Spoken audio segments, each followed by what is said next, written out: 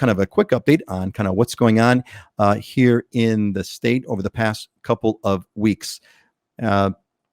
Let's do it this way. Okay, so a couple of things. So if you look at the curve, I put some curves over there. You look at these curves, the two graphs. The graph in the upper right-hand side is the cases, and you're seeing a huge spike. So Hawaii, like the rest of the world, is going through a Delta variant spike. Us, it's huge. That curve on the right-hand side is since day one of the coronavirus. Day one, sometime last year, February, March, whatever. But if you look at that spike, we are way higher than we've ever been. So everyone in Hawaii is understandably freaking out. The graph below is hospitalization. So hospitalization curve, you could see we have surpassed the worst. It is worse now than it's ever been in the coronavirus in Hawaii. So everyone is understandably freaking out. So a bunch of things are kind of being talked around.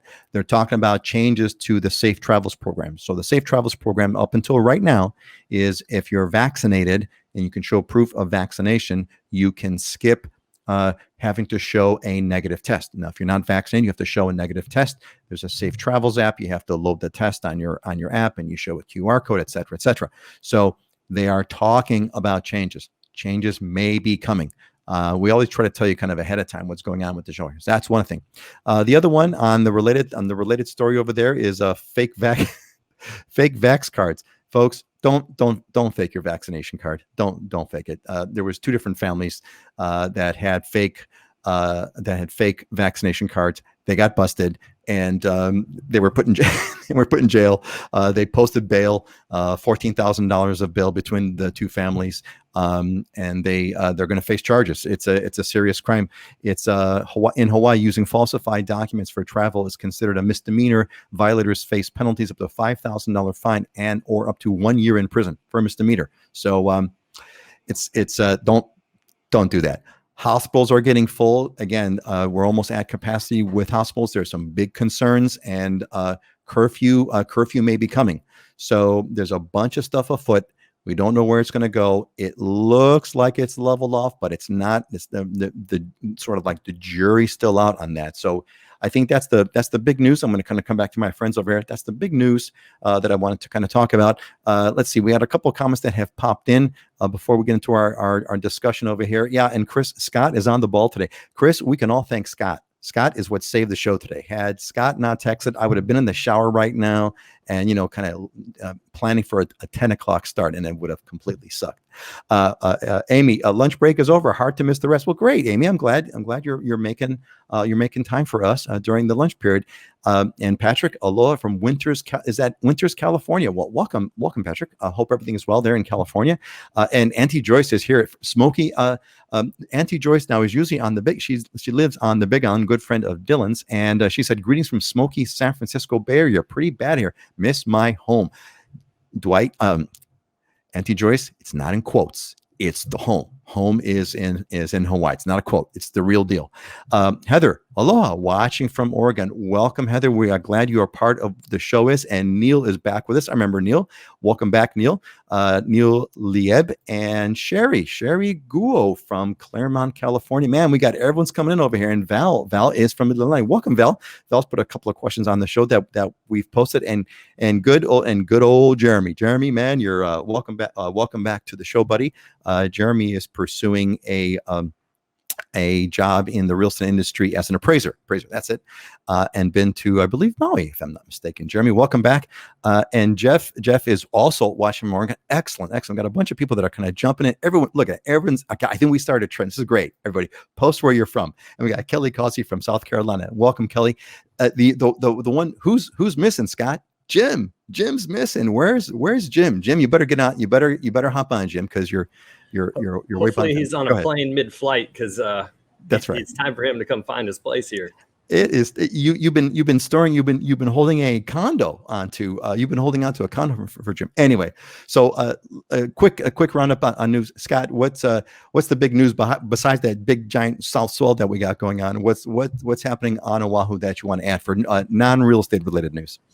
No, I mean, the main thing, the interesting thing was the governor was saying the COVID tests less than 1% of them were coming from tourists. So it's not the tourists that are the issue. It's us as locals. So, I feel like the first thing we got to do is look inward, look at how we're behaving in our actions and what we're doing, and clean that up. And if we clean that component up, then, it looks like we're probably going to, level off here if we can do that. There was a really interesting thing. I'm glad you mentioned that, because I had there was another excerpt. I had let's go a few more shots because everyone's piling on, which is great. So Choi Lee, aloha kakahia from Tracy, California. Welcome, Choi. Great to see you. Sherry, okay, Sherry, my husband and I have a second home in the Big Island. Sherry, you're going to make that your first home one day soon, right? I'm sure. Jen Tomoko's back. Welcome, Jen. I remember you from previous shows. Aloha from Michigan. Welcome back. And Bobby Williamson. Aloha, everyone from Santa Barbara. Where's Dylan? Bobby Williamson is an alumni of the Islander Ohana. Bobby, Dylan is out today. He's actually on a plane right now, or I know he would have made the show. And we miss him. It won't be quite the same. He is missed, but the show must go on, even if I can't figure out what time the show is supposed to start. Patrick McGanahan is here. We canceled our 2-week vacation because of our 8-year-old daughter. I'm sorry to hear that. Please share if you care. Is your 8-year-old daughter okay? I hope all is well, Patrick. Thank you for sharing. But Scott, back to your point, there was actually a really good story that really drove point about what happened. And I'll read off real quick over here. So this one is, let's see here. Let's do this. Okay. So some returning residents who tested, some people are testing positive. What's happening is some people are testing positive. They don't even know it. Some returning residents and tourists who tested positive for COVID say they never would have known they were carriers. So these people are vaccinated. They're positive for COVID, but they don't know it. Especially if their unvaccinated children hadn't been tested as a travel requirement. One visitor said it changed her perspective. Here's a couple out of Massachusetts. They spent a year planning their family vacation. Her and her husband fully vaccinated, so they were exempt from testing in the safe travels, but their 2 boys aren't eligible for shots due to their age and had to get tested. So the 2 kids are tested. They're on their way to the airport, and they pull up, and the kids are positive. The kids are positive, and the parents are positive. Everyone's positive, but they didn't know it. So this is an example, I think, of kind of what's so nefarious about this Delta variant, is that you could be a carrier and you don't even know it. And these folks, only because their kids had to get tested, they found out that they were positive. So that's kind of what's going on over there. A few more, Heidi, I'm going to get to you in a sec. I want to get the update from Maui. We got some more. We have a very, Dylan's going to miss out, man. This is like a common heavy group here. Aloha from St. Louis, Missouri. Welcome, St. Louis, Missouri. Will, great to have you here. Will, yeah, Dwayne, no Dylamism, man. It's not going to be the same show. It's going to be as good, but it's not going to be the same. That's for sure. And so he owes us 2 next Friday. We'll make sure he's going to make over that. I have one for today in Dylan's place. Heidi, what's going on in Maui? What news do you have? What non-real estate news you want to share or report for us in Maui, Heidi? Well, I think, COVID and the Delta variant's on everybody's mind. That's on the news everywhere. We would love to be invincible with this vaccine, but things tend to be retreating a little bit. We can't have big gatherings. Again, restaurants are back to 50% capacity. So anyway, it's just important to be vigilant and be aware of what's going on. But as far as tourism, that's been as busy as ever.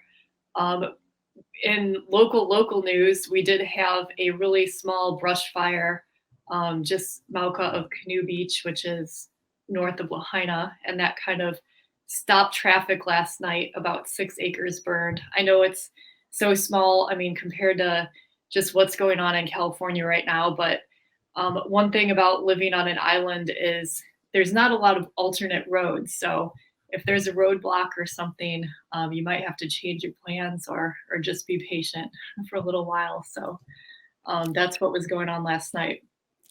You know, that's a great point, Heidi. It may be a 6 acre fire, and you're thinking at 6 acres, that's nothing. But if it's blocking the one road that goes in and out of an area, the whole island kind of grinds to a halt. That's like the equivalent on Oahu, for example, is that every so often we have like a really terrible traffic accident on one of the main freeways, H1, for example. We'll have a traffic jam that kind of blocks traffic in one direction, and the entire island comes to a grinding halt because there's all these after effects of traffic, and people go around the other way. Completely kind of blows it up. We do live we forget that we live on an island sometimes. Auntie Joyce, I'm fully vaccinated, but wondering if I should be tested before I head home. Don't want to be the carrier. You know, Auntie Joyce, that's a choice that you can make. I think a lot of places do free testing. I know that when I went to go visit my daughter in Reno, this was before we had the vaccination exemption. You know, I did a drive-through, went to a CVS, you know, put the thing up my nose, put the thing in back, boom, I had it was painless, and it was free. So, you know, it was no big deal.